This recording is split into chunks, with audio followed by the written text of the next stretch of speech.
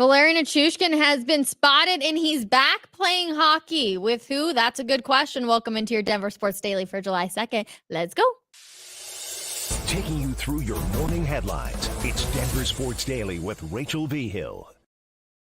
As you probably know by now, Nichushkin is in the middle of a 6-month suspension after letting the Avs down in the playoffs for a second year in a row. Nichushkin is in stage 3 of the player assistance program of the NHLPA and NHL after getting popped right before the Avalanche Stars were getting ready for Game 4 of their Round 2 playoff series. This obviously comes out after the year after he got in trouble in Seattle. We still don't know what happened down in Seattle, nor will we probably ever know what happened down in Seattle, but 2 years in a row to get burned by Val Nichushkin, it doesn't sound very good. So when I heard that he was in fact playing hockey again, I was a little confused. And McFarland, the GM for the Colorado Avalanche, said, "We heard about that when asked about the charity league Nichushkin will play for while he's in Russia. Said in their knowledge, Val is doing rehab work down in Russia, and they'll get periodic updates from the league or his agent as directed or if something comes up."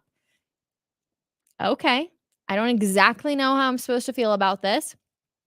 It seems like he seems to be getting help. There's been some pictures that have been going around the internet of him in some clothing, people saying that he's at a retreat, which is obviously great news, but he's still out there playing hockey. And I guess you have to stay in shape if you're planning to return back to the Avs. If once your 6-month suspension is up in October, he's got to be in somewhat of hockey shape, but that's also if the Avs decide to keep him. I know Will Peterson had a good article over at denversports.com about how the Avs still need to move on from one of the league's top goal scorers. And we'll see if they listen to Will or if they keep Val and just see what he's up to while he's down there in Russia. Moving on now, we got forward Jonathan Drouin. He is returning to Colorado on a 1-year deal. Free agency opened with Drouin receiving interest from teams like Boston, St. Louis, and the New York Rangers, but ultimately he decided to return back to Denver. It's a 1-year, $2.5 million deal. Colorado revived Drouin's career during the 2023-2024 season as he had a career-high 56 points in the regular season, netting 19 goals and 37 assists. Drouin played in 79 of the team's 82 games. On to the NFL we go. Let's go. Buffalo Bills edge rusher Von Miller says he probably shouldn't have been on the field in 2023. In a new interview, Miller explained, "My biggest individual goal is just getting back to playing my style of football. It's crazy how you get injured and you come back and you really shouldn't have even been playing, and people judge you by the product on the field. I could have easily sat out all of last season, but I couldn't do my teammates like that. I felt like being later in my career, I didn't want to sacrifice any of my years, but at the same time, I shouldn't have been out there." Miller took a pay cut last offseason to remain in Buffalo, and he vowed to bounce back in 2024. He said, "I feel like people are judging me on that last season," he's talking about. "So it makes me a little bit angry, to be honest. It's making me tap into a Vaughn that I haven't been in a while. I just want to get back out to playing my style of football, get back to talking sheesh, making sacks, dancing, and making plays for my teammates. That's been my whole mindset this offseason." Definitely one of those interesting things because Von Miller has such a special place in so many of Broncos country's hearts that it's interesting to see, we all talked about his downfall and how he couldn't return back from injury. And I feel like this is also very true for a lot of players that are currently on the Denver Broncos. Javonte Williams comes into mind.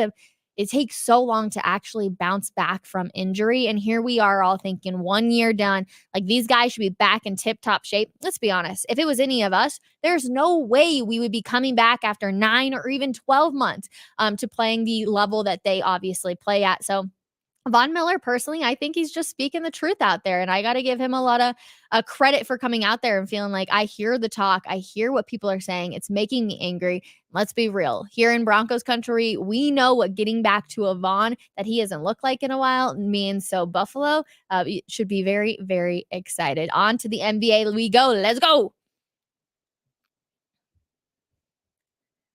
Another member of the Denver Nuggets championship roster is moving on, and that is backup guard Colin Gillespie, who has signed a new 2-way contract with the Phoenix Suns, according to ESPN.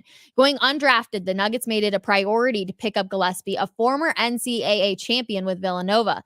Gillespie had a decent showing in his first summer league with Denver, but suffered a major leg break in the offseason, keeping him out his entire rookie season. He watched from the bench as the Nuggets were crowned champions. So Colin Gillespie, I wanted it so badly to work out. We saw him on the bench every single game. He was always there. He was always cheering on the guys. So just a little bit of heartbreak that it didn't happen here, but he ended up winning a championship. He's got the championship ring. The run was so fun, and hopefully he'll find a little bit more playing time now with the Suns on that two-way contract. This one came out yesterday, but I feel like we just got to touch on it a little bit. Klay Thompson, he's obviously agreed to play for the Dallas Mavericks in a sign and trade deal with the Golden State Warriors and the Charlotte Hornets. Thompson will sign a 3-year deal with the Mavericks worth $50 million. The deal will see Josh Green head to Charlotte, and the Warriors receive 2 second-round picks. Everybody, the rumors were swirling last week that Klay Thompson would be connected to the Denver Nuggets. Then obviously we saw, I don't know, I feel like some people saw this, but not a lot of people. Klay Thompson was actually here in Colorado in Boulder, and everyone was like, well, wait a second. Is he meeting with the Nuggets? Is this actually going to be a real deal? And then reports come out essentially saying that Klay Thompson was never really interested in the Nuggets. There were a lot of other teams that were named where he was very interested in. And it makes me start to wonder a little bit of what's the word around the league of why the Nuggets aren't being in these talks. We know that Russell Westbrook is interested, obviously, in the Denver Nuggets. We know Nikola Jokic wants him to come here. But why didn't KCP want to stay? Why didn't Klay Thompson want to come be a part of the Nuggets?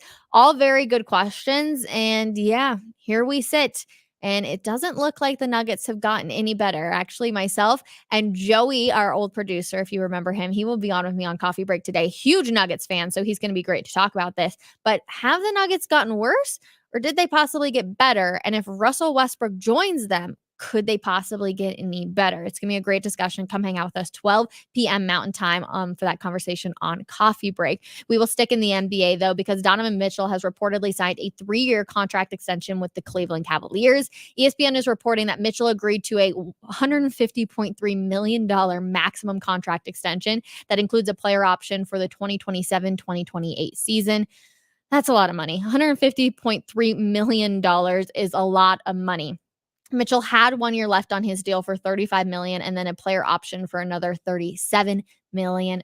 This is a great move by the Cavs. Obviously, Donovan Mitchell has done pretty well up there in Cleveland. So obviously, you're going to pay him like so, but definitely still crazy to see those numbers. $150.3 million maximum. But yet that doesn't even come close to what Jamal Murray is looking to get this offseason, which is at 209. So it's just kind of NBA money, you guys. It's just so different. It's so crazy. But Donovan Mitchell is not the only player getting a new contract extension. The Celtics are rewarding Derek White with a fat new contract extension as well.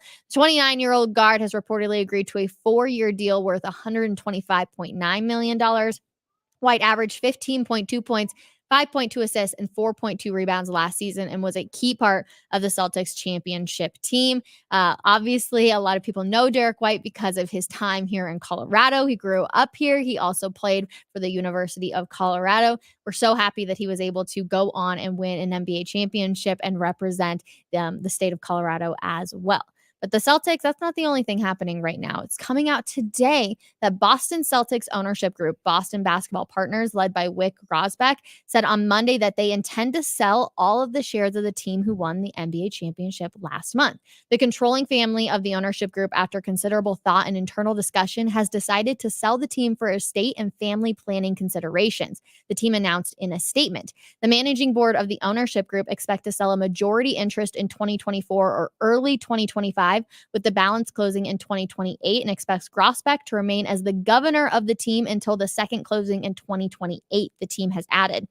Grousbeck and partner Steve Valukas led a group that purchased the team in 2002 for $360 million, ESPN reported. The value of the teams has skyrocketed since, with the Phoenix Suns selling for $4 billion in February of 2023, and the Milwaukee Bucks and Dallas Mavericks fetching $3.5 billion each since then. So the Sixers, not the Sixers, the Celtics are about to be sold for quite a lot of money, and having that championship right there definitely helps. So anytime there's any sort of sale, even with the Denver Broncos, we saw it was like, okay, how much money are they going to go for? And it just keeps on rising. It's absolutely crazy. We will move on to the Sixers now, as they are set to make one of the biggest moves of the offseason, and that's because they have reportedly agreed to terms with Paul George on a 4-year, $212 million max contract that includes a player option in 2027-2028. The 34-year-old is a 9-time All-Star and averaged 22.6 points, 5.2 rebounds, and 3.5 assists for the Clippers last season. This signing gives the Sixers an impressive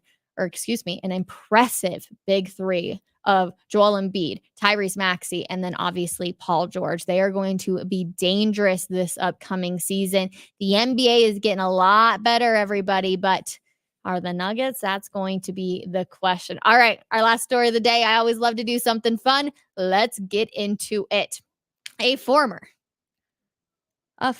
Jets employee is suing the team. You heard me say that right. When the Jets unveiled their redesigned uniforms in April, which some people liked, some people didn't, they recognized Jim Pons, who designed the logo. Pons is now saying that the Jets need to pay up for using his design. Pons designed the logo when he worked as the team's film and video director. The team used the logo for 20 years and is now bringing it back, but Pons is seeking the cancellation of the Jets' trademark of his logo and ruling that they can't use it without his consent and compensation. The Jets say the logo is theirs and that Pons has no claim to it. I will be fascinated to see how this court case does, obviously, with him now suing him, but I don't think he really has any sort of, upper hand here. Like, you were a part of the team when you designed it. You worked for the team, and now you're no longer with the team.